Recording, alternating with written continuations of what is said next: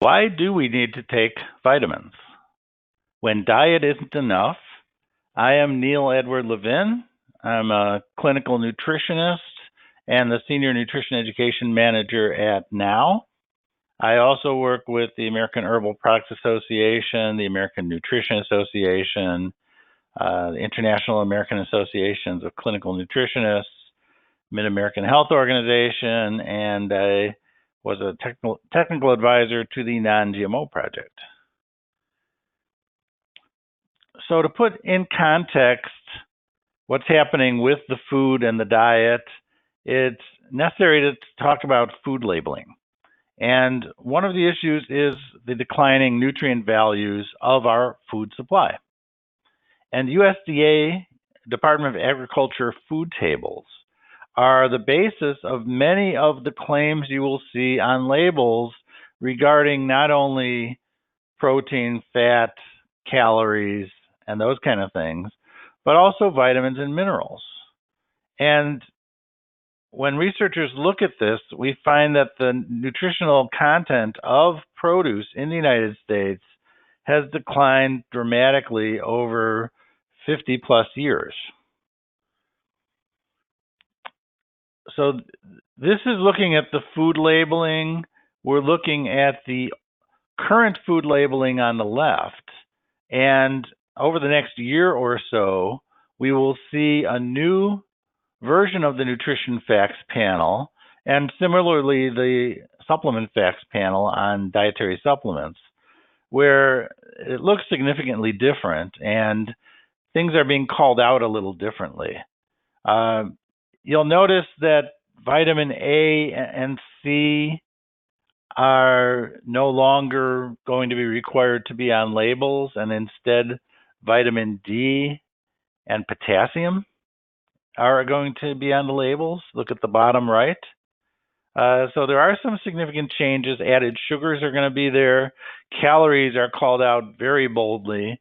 And the serving sizes are being tweaked and standardized a little more as well. But when you're looking at these claims, on foods, you're actually allowed a 20% variance from the labeling there. And the labeling is not necessarily accurate in the first place. For example, the California Almond Board cites that almonds are normally listed at 160 calories per serving when it's really about 120 calories, that the nutrition labeling is not accurate. We've seen that all the time with things like calorie counts, and one of the worst things in terms of accuracy. And when scientists look at the major nutrients in fruits and vegetables that the USDA tracks, they found 6 of the 13 had noticeable declines over a 50-year period. And this has been called the dilution effect. The food is more dilute or less nutrients contained in each serving of a given food. So in general, we see about a 6% drop in protein, 20% vitamin C, 38% decline in vitamin B2. And the trend in crops for vitamins and minerals is pretty clear that it's going down significantly.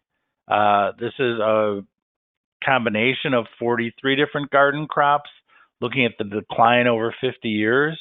And the B vitamins and vitamin C and some of the minerals are having the most decline. And looking at both the United Kingdom, England, and that part of the world, as well as the United States data, we're showing large declines in trace minerals. And that is no surprise because we see that commercial farming is adding NPK, nitrogen, potassium, and phosphorus as the fertilizer, and they're typically ignoring the trace minerals that are being used up in the soils.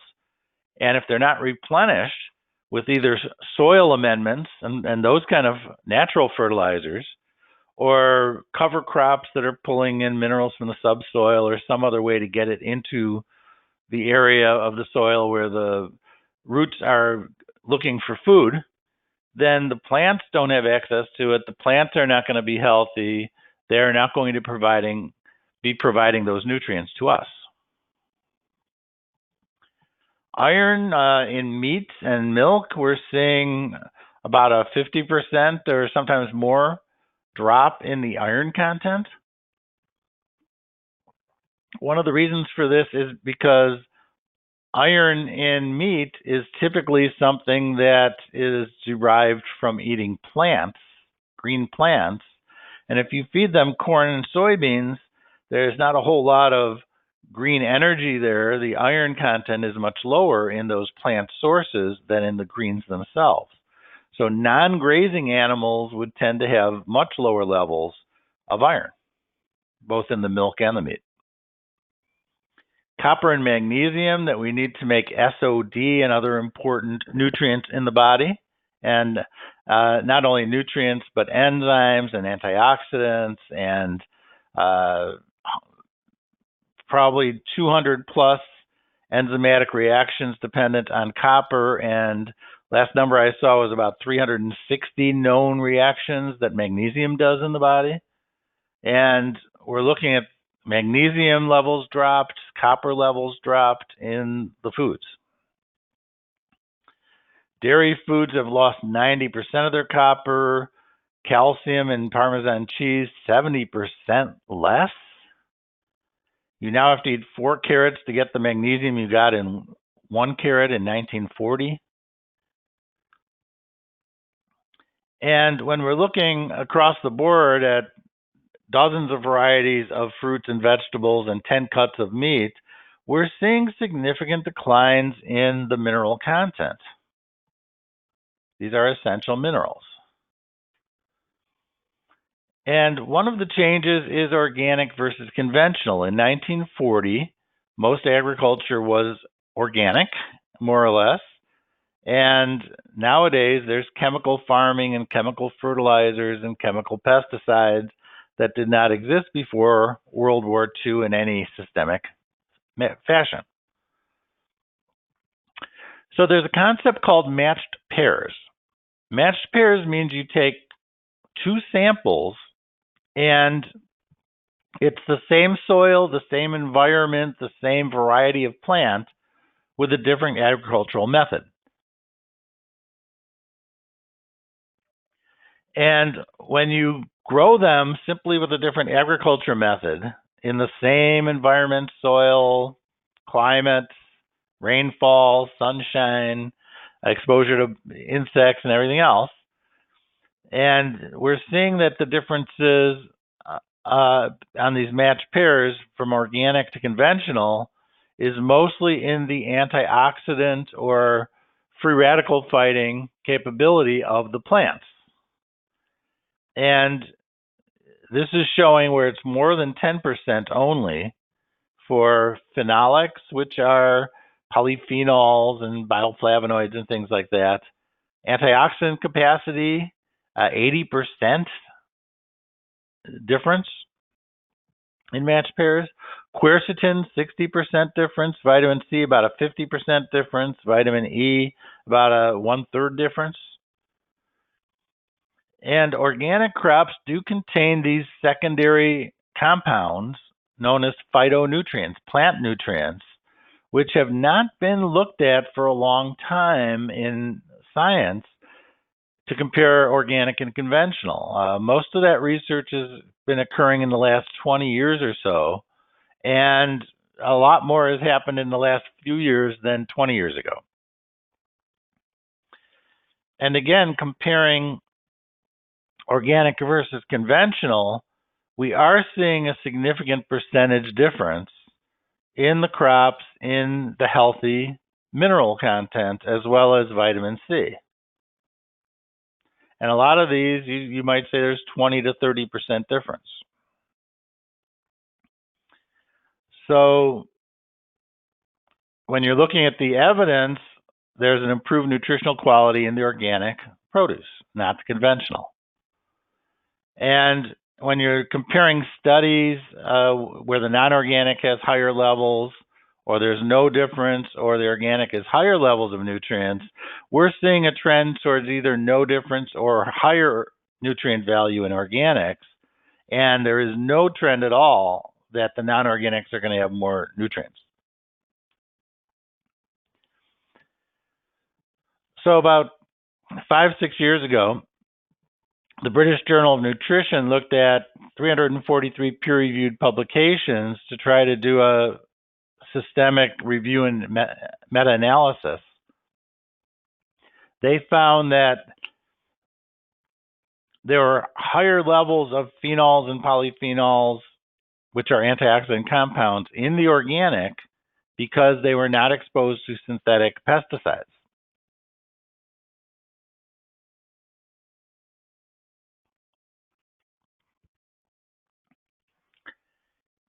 And the pesticide levels in non-organic foods are between 10 and 100 times higher. It's not that there's zero pesticides found in organic food, but the levels are typically very low, indicating some slight cross-contamination from the environment or the transport or the processing facilities or transport facilities, usually a fraction of a percentage of detection, rather than everything showing pesticides and sometimes at very high levels. And the heavy metal cadmium was twice as high in the conventional as the organic crops as well, one of the heavy metals. So we're looking at higher risk of pesticides and heavy metals in conventional versus organic. Another area I looked at was the grazing versus grain-fed animals. And there are differences in growth, reproductive health, and recovery from illness if animals are fed organic feed. There's a consistent trend that improved health is going to be in animals fed organic food versus non-organic food. And that includes differences in growth rates, reproductive health, recovery from illness, and general health. And this is over a long period of time. Animal health and reproductive are improved when they're organically fed in a review of the evidence in 2003. And they're finding more omega-3 fatty acids in grass-fed milk cows than in conventionally fed dairy cows. What's interesting about that is that they actually appealed to the UK government to make a claim about that.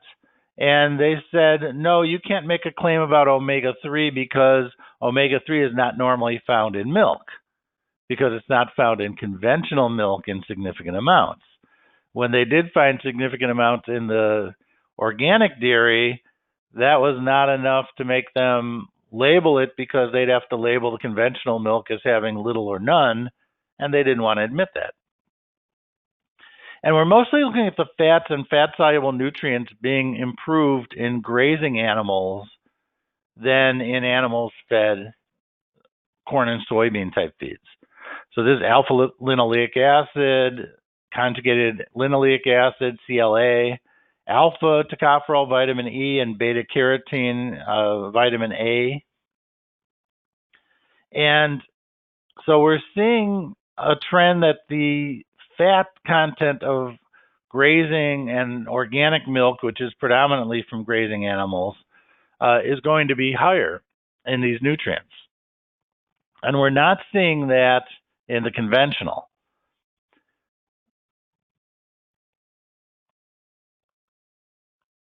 And again, there's even a different time of year.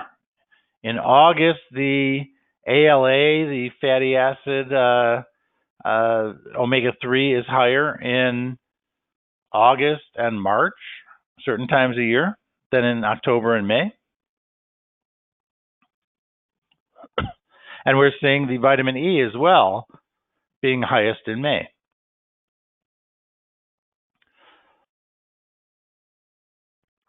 Now here's an area that's a little controversial, to say the least. The biotechnology produced GMO crops or genetically modified or genetically engineered crops versus conventional. And according to the non-GMO project, these are the 9 GMO food crops currently being grown for commercial use: soy, corn, but not popcorn, cotton, which is used for cottonseed oil and clothing, canola oil, sugar beets, zucchini and yellow squash, Hawaiian papaya, not Thai or certain other countries, and alfalfa. And that doesn't mean all these crops are genetically modified. There is non-GMO organic soy and corn and cotton and canola, beet sugar, etc. But these are the highest risk products to be genetically engineered. Now, this was true in 2012. It's true today. No genetically modified crop is more nutritious than that seed before it's genetically modified. Some GMO crops are actually less nutritious than the original plants they were derived from. For example, canola, which is rapeseed oil that's been engineered to lower the amount of erucic acid, one of the fatty acids. That's what defines canola oil from rapeseed oil. But when they genetically engineered the rapeseed oil, canola, to have more vitamin A in the oil, it reduced the vitamin E and changed the fatty acid composition significantly from the genetic engineering. And this is a comparison of genetically engineered versus non-genetically engineered, non-GMO corn grown in a Midwest field. And it was a Roundup Ready brand of corn. It's been in a no-till continuous growth for 5 to 10 years with glyphosate as the herbicide. The non-GMO corn had a field where Roundup glyphosate had not been applied to the field for at least 5 years. So it was a non-GMO corn in a field that did not have the pesticide in there, the herbicide. And there was a lower yield weight for the genetically modified corn. Glyphosate was present at 13 times the supposedly toxic limit in the genetically modified corn, and formaldehyde was at 200 times the toxic level for animals in the genetically modified version. And here's a more detailed chart. If you look at this, you'll see some interesting things. The zinc, for example, 2.3 parts per million in the genetically modified and 14.3 in the non-GMO. Calcium, huge difference. They did not find glyphosate or formaldehyde in the non-GMO corn. There was more nitrogen in the non-GMO corn, which is interesting because that implies that the non-GMO agriculture can actually trap and sequester nitrogen in the soil and could be part of our solution to reducing the amount of carbon dioxide in the soil. But calcium, dramatic difference, magnesium, sulfur, iron, these are essential trace minerals and minerals that are going to be much higher in the non-GMO corn than its conventional but genetically modified counterpart. And there's a little more detail here, and in the red section, you'll see some of the negative things there highlighted that are only in the GMO corn and not found in the non-GMO.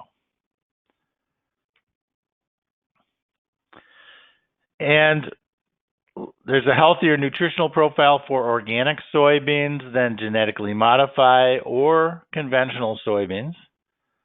There was less saturated fat and total omega-6 fatty acids in the organic. The GMO had high levels of glyphosate and other metabolites. And they were able to always find genetically modified, conventional, or organic soybeans by doing nutritional testing. They were not equivalent. They were obvious to the researchers by looking for differences in nutrition. The GMO and conventional and organic are all different in nutritional composition and potential toxic composition. So let's move on from there and talk about some of the expert opinions on potential nutrient deficits that we face based on our diets and our health status. First of all, the percentage of the population that gets nutrient intakes below the recommended daily allowance. This is according to official government surveys. 75 to 80% of both men and women do not get enough vitamin A. About 45% of non-smokers do not get enough vitamin C, and between 75 and 90% of smokers do not get enough vitamin C.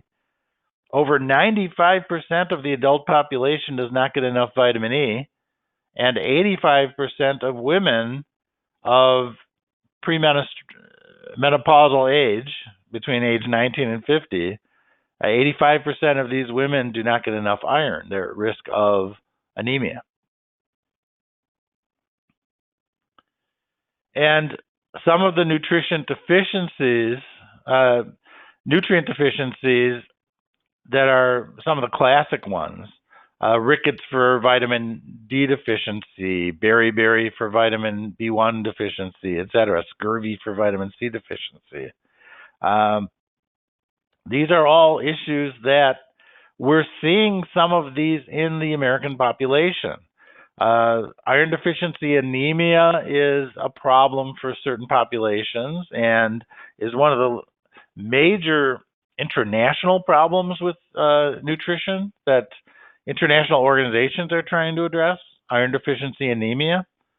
Goiter from iodine deficiency, we're seeing a resurgence of that even in areas like the northeast of the United States where the people supposedly can eat seafood and get plenty of iodine, but they're not eating the right diet and they're not using the iodized salt that they used to use. Scurvy.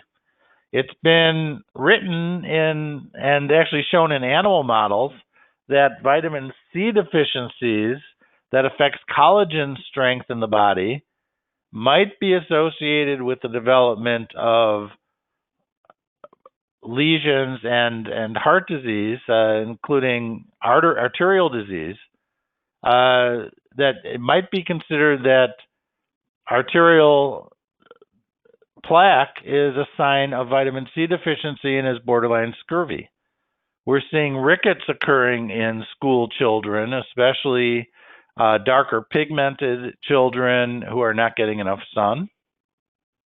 So these are not necessarily theoretical risks. These actually affect susceptible parts of our populations. And even below these classic deficiency diseases of nutrients being missing from the diet, other things that might show up, including night blindness and poor light adaptation, could be a lack of vitamin A.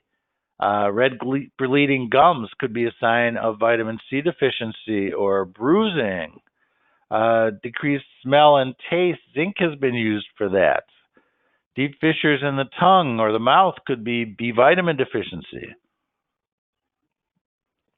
Muscle twitching could be a lack of magnesium. We saw in the previous chart many Americans are not getting enough magnesium. Seasonal affective disorder and mood issues could be associated with not enough vitamin D. And let's look at some of the women's wellness issues. Zinc is needed for the immune system and hormonal balance. Vitamins A and D and calcium are essential for bone mass. They're not the only nutrients needed for bones. Vitamin K would be another example, magnesium. People on poor diets because of weight concerns, cutting their calories. B vitamins are necessary for emotional and mental development, for developing babies, cognitive development, childbearing. You need iodine for thyroid hormone. You need folic acid and iron. You need omega-3 for mood support and immune response, conception and pregnancy. Menopause, phytoestrogens, which are mostly legumes and other beans, are necessary for hormonal balance. Digestion might become less effective as we age, and enzymes, probiotics, and fiber might need to be looked at. Post-menopause, phytoestrogens become even more important. Bone retention becomes a bigger issue. Maintaining the collagen and the structures of our blood vessels becomes important as well. And even for older, mature women, a balanced nutrition and focus on healthy meals. A lot of older people who lose their spouses, the children aren't living at home, they don't have a reason to make regular meals. They tend to graze. They tend to not get enough nutrients because of their eating patterns. Are they getting enough protein to make muscles and neurotransmitters? Are they getting vitamin D to compensate for avoiding the sun or for darker skin pigments? Men also have some nutrient issues. These are 5 nutrition tips every man needs from Abbott Nutrition. Dietary protein to prevent the loss of lean muscle mass as we age. Vitamins C and E to lower levels of inflammation and oxidative stress to support arterial health. The American Heart Association recommends eating 2 fish-based meals a week, specifically fish that are likely to be high in not only protein, but omega-3 fats. Ease up on refined carbs. Insulin resistance can affect the body. Try to make your carbohydrates whole ones, fruits, vegetables, whole grains. And check your vitamin D level. These are the 5 tips from Abbott Nutrition. Vitamin D helps muscle and bone health. It does a lot more than that. Up to 41.5% of Americans are deficient in vitamin D. The deficiency tends to be higher in the elderly. And Men's Health magazine points out special diets can lead to nutrient deficiencies. This is not just for men. This is for men and women and teenagers. They have to watch out for this. If you are deficient in certain nutrients because of your diet, you need to think about supplementation. A vegan diet, a lot of people are familiar with vitamin B12 as a risk factor, that they're not getting it from non-animal foods. They're not necessarily aware of zinc, iron, iodine, omega-3s, or protein. A paleo diet. B vitamins, calcium, vitamin D might be missing in those diets if you're not watching what you eat to make sure you're getting those sources or supplementing to cover those gaps. A gluten-free diet. Grains are a source of fiber and folate and other things. We're going to talk about whole grains a little more later in the session here. But energy, weight management, blood sugar, cardiovascular and lipid management, cellular health. A low-carb diet, fiber, vitamins, antioxidants, carotenoids, phytochemicals. People tend to cut out their fruits and vegetables on a low-carb diet rather than just processed foods, and they're missing a lot of things that they need. So Men's Health magazine has 5 nutrients you're not getting enough of for men. And this is the vitamin D for bone and cardiovascular health. And look for at least 30 nanograms per milliliter. That's a standard measurement in the United States. Take at least 1,400 IU if the results are lower. And the RDA, or daily value, is 600. So this is a lot more. Magnesium. Men are only consuming about 80% of the RDA, and few men will reach the RDA without supplementation. Vitamin B12. And even certain medications can block B12, including antacids and metformin. So if you don't have enough B12, you might lack energy, you might have a cardiovascular risk, and you might have some brain and nerve issues. Potassium is another nutrient men are not getting enough of. Young men consume only about 2/3 of the recommended potassium needed by day. And if they load up on sodium, these processed foods with a lot of salt added, that counteracts the potassium and increases the need for potassium even more. Potatoes, bananas, avocados, these kind of starchy type produce tend to be good sources. And iodine. Processed foods may or may not use iodized salt. They often will not. So you might be getting the sodium and the chloride, not the potassium, not the iodine. Iodized salt might only have half of the iodine you need. And are you getting eggs, milk, seafoods that are good sources? Or even seaweeds? So what are the superfoods that have superior nutrition that would minimize your need for supplementation? WebMD points out superfoods that everybody needs. We're looking at beans and berries and cruciferous vegetables and whole grains and fruits, pumpkins and salmon, soy, spinach, green or black tea, tomatoes, turkey, walnuts, yogurt. Now looking at this list, here's another list from U.S. News and World Report that has some duplication. I'm going to show you a few lists, and you'll see a lot of duplication. The berries, the dark fruits, the greens, the nuts, the omega-3 rich fish, the yogurt or kefir, the tea or coffee, dark chocolate, red wine. Dr. Oz's favorite superfood, soybeans, turmeric, a source of curcumin, coconut oil, chia seeds, cocoa, lingonberries, berries again, eggs, beet juice, greens, potatoes, sweet potatoes, red wine. Healthline has 16 superfoods. Again, the greens, the berries, the tea, the eggs, the legumes, the nuts and seeds, the kefir and yogurt. Here's garlic showing up, olive oil, ginger. Here's turmeric and curcumin again, salmon again, avocado again, sweet potato again.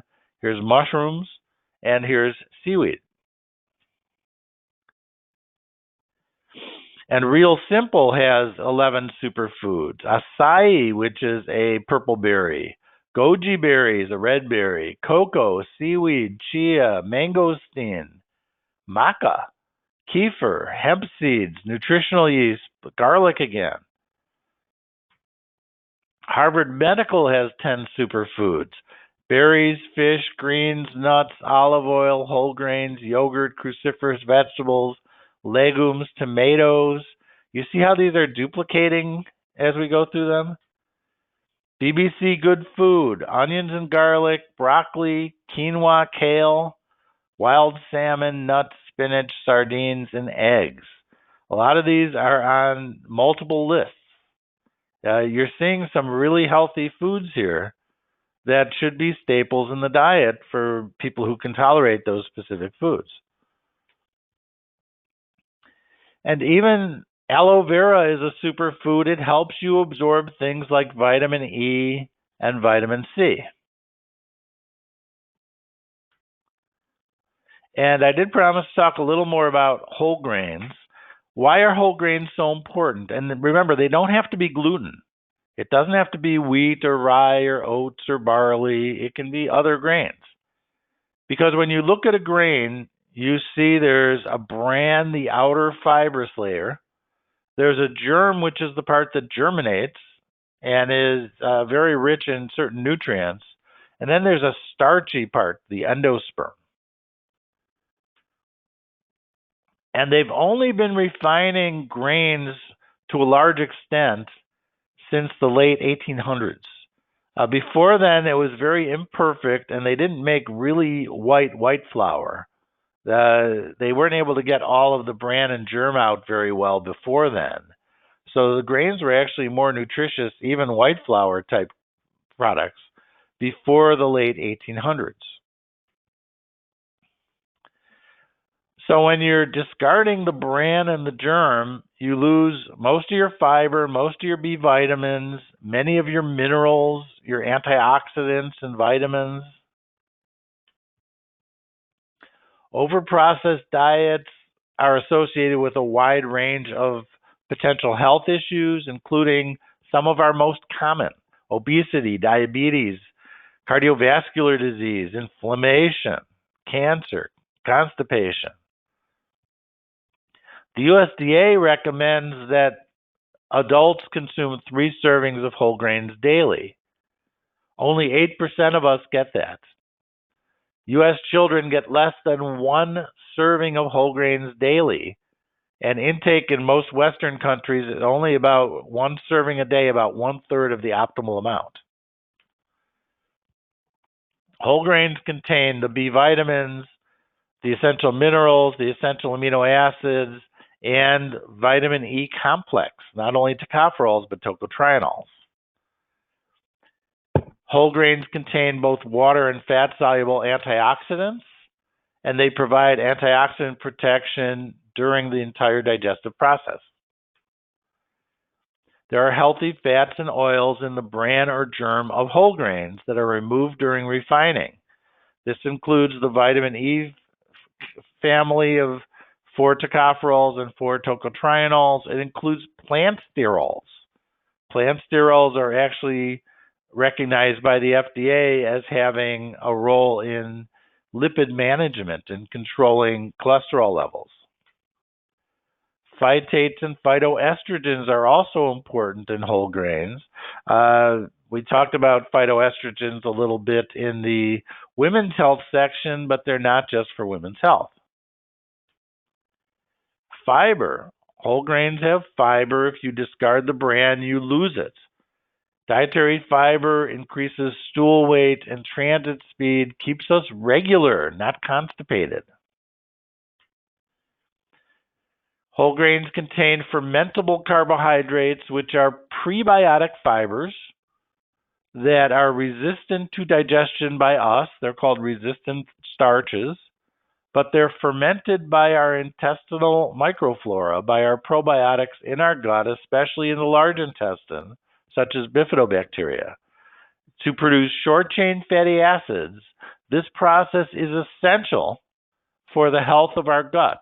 Our gut cells rely on these short-chain fatty acids to feed them. They will not be fed if these probiotics are not there and the probiotics do not have this food. In the Nurses' Health Study in the American Journal of Clinical Nutrition, whole grain intake was strongly associated with a reduced risk of coronary heart disease. The women who ate the most whole grains had about a 50% lower risk of coronary heart disease. It cut the risk of heart disease about in half. This was confirmed by other studies, the Framingham Heart Studies, the Framingham Offspring Study, Coronary Artery Risk Development in Young Adults Study, the Baltimore Longitudinal Study of Aging, all confirm that whole grain use is associated with a reduced obesity, risk of heart disease. Whole grains are recommended by the American Diabetes Association, and one of the roles of whole grain foods is to improve insulin sensitivity. Let insulin do its job. Otherwise, if the blood sugar piles up too much in the bloodstream and the insulin keeps being secreted to try to get rid of it and it's not working, then you have both high sugar and high insulin. A lot of times that will produce hypoglycemia, where the blood sugar drops temporarily and it starts yo-yoing between high and low blood sugar. You start losing control of blood sugar because you don't have the factors you need in your body, including fiber and other factors. The Physician's Health Study, they compared refined grain cereal and whole grain cereal, and whole grain cereal reduced total mortality, death, and cardiovascular disease specific mortality. So the FDA actually allows certain qualified health claims. There's only a handful they've allowed, and some of them are whole grain foods and the risk of heart disease and certain cancers being reduced. Whole grain foods with moderate fat content reducing the risk of heart disease, and potassium reducing the risk of high blood pressure and stroke.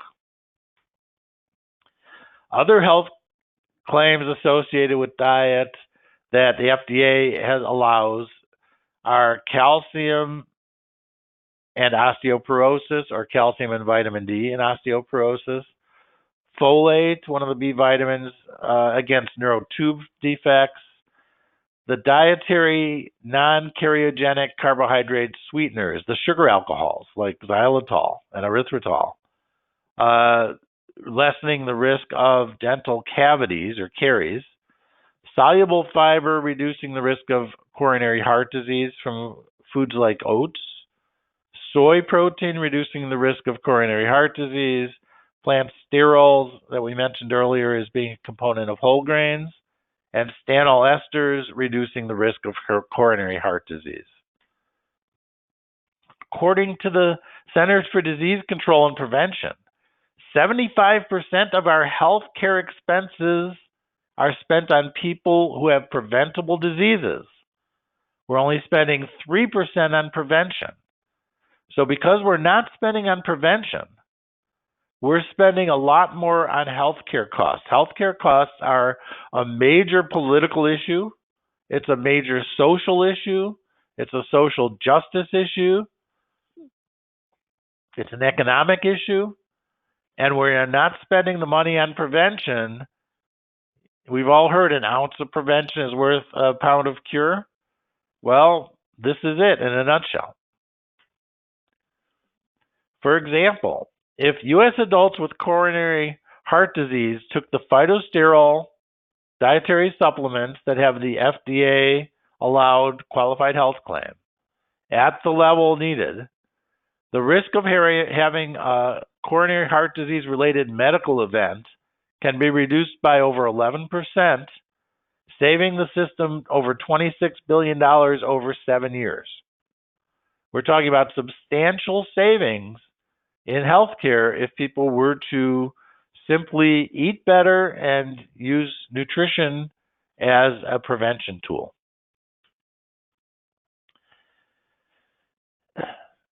Over half the people aged 65 and above were found to have levels of vitamin D in the bloodstream that were not optimal. 1 in 4 had lower than the recommended levels of vitamin B12. 11% of people 65 and older had low iron. 8.7% had low folate. But the use of vitamin supplements gave them a higher vitamin status.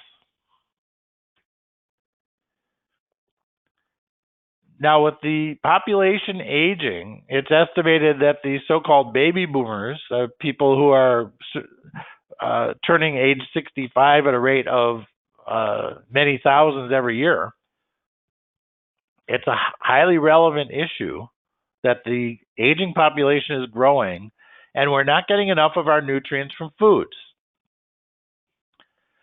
The majority of older adults who did not have adequate vitamin levels were very old, physically inactive, or frail.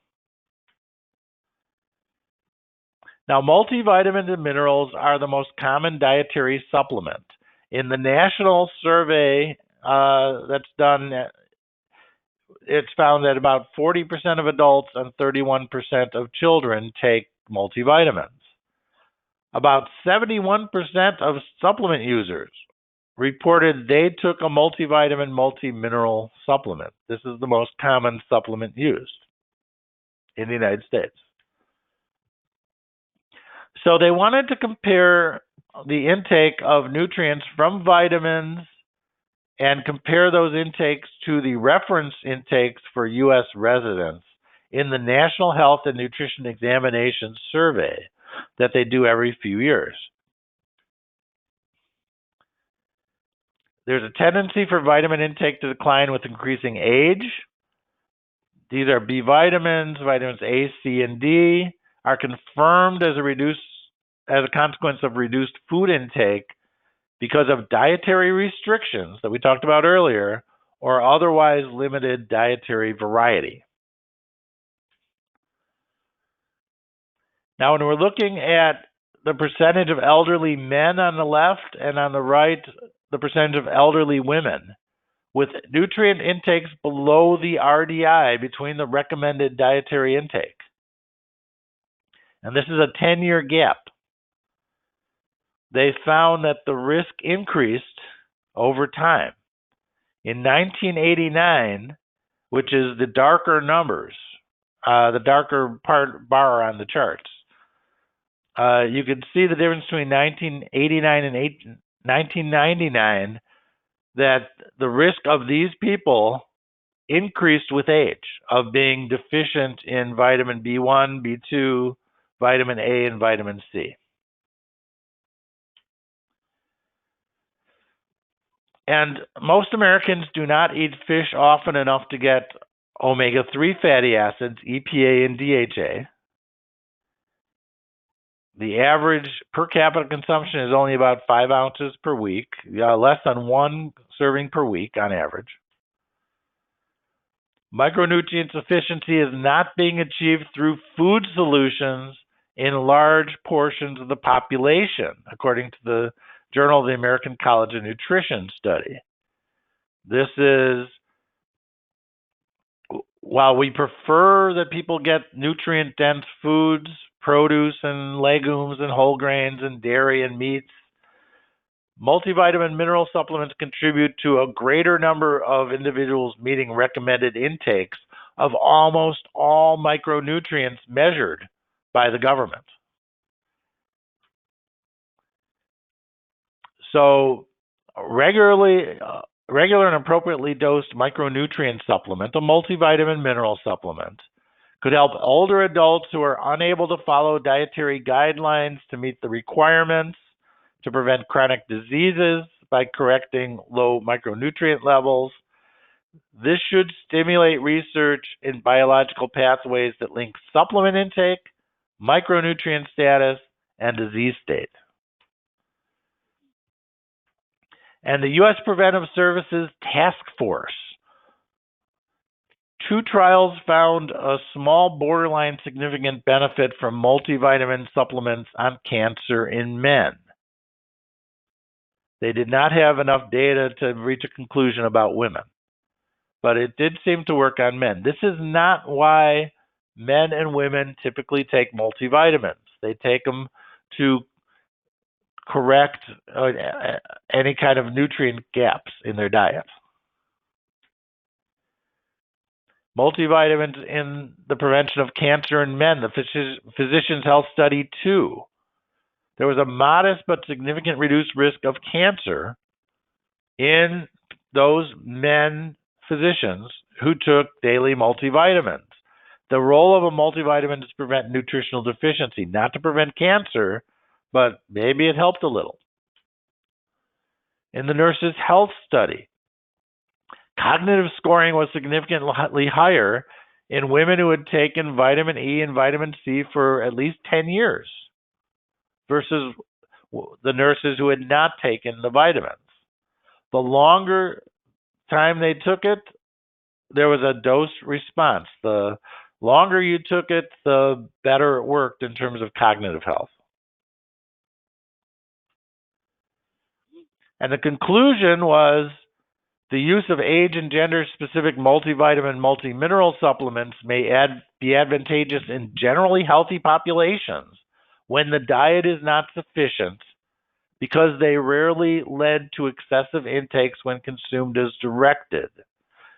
People taking multivitamins are not typically getting unhealthy levels of the nutrients in the multivitamin, is what this says. 51% of Americans took multivitamin mineral supplements with at least 9 micronutrients. Large portions of the population had usual intakes of food and supplements below the average requirement for vitamins A, C, D, and E, as well as calcium and magnesium. Combining the food and the supplements, many Americans still did not hit the optimal levels of nutrients, but they did get closer. So 0% of the population had the usual intake of potassium. 8% had the optimal amount of choline. 33% had the optimal amount of vitamin K, getting above the adequate intake, even adding supplements. They're rarely going above what's considered adequate. And the percentage of the population with intakes greater than the upper intake level, the UL level, was very low. The highest they found was zinc, 3.5% above the upper limit, was the highest they found in all the nutrients. So compared to food alone, adding multivitamin mineral supplements lowered the prevalence of inadequacy for 15 out of 17 nutrients, increased prevalence of intakes above the upper level for 7 nutrients, but the most they got above the upper limit was 4%, and these upper limits have large built-in safety factors. For example, for vitamin D, the upper limit is 4,000. The science says it should be 10,000. That's the safety margin between the official upper limit and where the upper limit should be set if you're basing it strictly on medical data. Except for calcium, magnesium, and vitamin D, people who took multivitamins and minerals for 21 days out of the month virtually eliminated inadequacies of the nutrients examined. And there was a lower ratio of deficiencies for all of the nutrient biomarkers except for iron. Many supplements, by the way, nowadays are iron-free. In conclusion, among U.S. adults, multivitamin mineral supplement use is associated with decreased micronutrient inadequacies, intakes only slightly exceeding the upper limit for a few nutrients, but a lower risk of nutrient deficiencies. And when we're looking at food only versus food plus multivitamins and minerals, and the higher number on this chart means the percent of the population who are not consuming enough. And we'll see, for example, on vitamin D toward the right there, about 90% of the population doesn't get enough vitamin D without a supplement, and only about 20% of the population doesn't get enough vitamin D taking a multivitamin supplement. And the same thing with calcium and all these other things. On the list, we're seeing that typically multivitamins reduce the percent of the population who had inadequate nutrient intake of that nutrient, but did not result typically in getting too much, or certainly not enough to be risky. Looking at benefits for women, the percent of the population, folate and B6 and zinc and B vitamins, almost completely eliminating the percent of the population that was not getting adequate nutrients on diet alone. With supplements, they almost completely eliminated those deficiencies, inadequate intakes. And again, looking at how many days per month they took the supplements, the more commonly they took it per month, the more likely they were to erase and eliminate the percent of the population below the estimated average requirement of these nutrients. And of course, Taking a multiple vitamin with folic acid for a few months before and after conception can reduce birth defects. It's recommended by the Centers for Disease Control and Prevention, the American Academy of Pediatrics, the Institute of Medicine, the National Healthy Mothers, Healthy Baby Coalition. The World Health Organization and the Center for Disease Control and Prevention do recommend daily iron supplementation for women during pregnancy. And the American Thyroid Association recommends pregnant women get 150 microgram per day of supplemental iodine as well. You get that in a multivitamin. And in a study called the Sister Study, Healthy Sisters of Breast Cancer Patients, they looked at the association of multivitamin use with telomere length. Telomere length has to do with the health of cells, with the youth and vitality of our cells in our bodies. 65% of the women use vitamins at least once a month. 74% of those vitamin users took them every day. And in general, taking daily multivitamin supplements was associated with longer telomere lengths. And the telomere length corresponded to almost 10 years difference in age of the cells. Protection against telomere aging is also associated with omega-3 fatty acids, by the way. And in conclusion here, what is the personal use of dietary supplements of various health professionals? This is from a survey, a national survey. And when you're looking at this chart, you'll see that the professionals who have never used supplements personally are the lowest in the professionals who know the most about nutrition, is the way I would put this. Dietitians. Only 1% have never used supplements, and 96% still use supplements, at least sometimes. For nurse practitioners, similar type numbers. For nurses, only 11% do not use supplements. And when you're looking at general practitioners and some of these other specialists who are perhaps not as well versed in supplement use and supplement science, they would more infrequently use supplements. But still, you typically have 70% or more of these health professionals personally using supplements, even as they might tell us, you don't need to take supplements, you get everything you need from a healthy diet. And I don't think that's true for many of us. Are we eating homegrown fresh produce that hasn't lost its value in the ripening, harvesting, processing, storage phases? Are we using ones that have been grown organically so that they have more nutrients than ones that are grown conventionally or with genetic engineering? Are we eating properly? Are we cutting things out of our diet because of various special diets that we're on? These are all concerns that we touched on here that can affect whether somebody's getting adequate nutrition. As has been stated repeatedly in studies, the main reason people take dietary supplements, especially multivitamins and multiminerals, is to bridge any gaps in their nutrient intake. They know there's a concern. They know there's a potential problem. They're going to take something and make sure they don't have it. It's cheap nutritional insurance to take a basic multivitamin, multimineral.